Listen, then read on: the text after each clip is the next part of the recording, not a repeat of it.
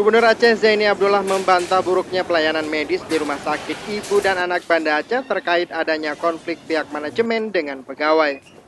Gubernur juga menapik adanya biaya jasa medis untuk dokter ahli yang dibayar tidak sesuai oleh manajemen rumah sakit itu. Hal itu disampaikan Zaini Abdullah saat melakukan inspeksi mendadak di Rumah Sakit Ibu dan Anak setelah Suryani, seorang pasien bersalin diduga ditelantarkan di rumah sakit itu yang mengakibatkan ibu dan bayi meninggal dunia. Ini tidak ada persoalan jasa medis di sini. Jadi tiap doktor yang diberi tanggungjawab itu harus bekerja bukan karena wang, harus bekerja sebagai manusia. Jadi ini makanya saya tidak beri komentar banyak di sini. Ya, kita tunggu saja apa hasil nanti, ya, daripada hasil report. Ya.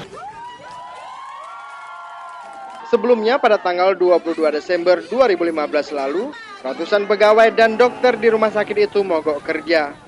Para pegawai berunjuk rasa menuntut manajemen rumah sakit membayar tunjangan remunerasi yang belum kunjung dibayar selama 6 bulan. Akibat protes itu, aktivitas pelayanan di rumah sakit itu terhenti total.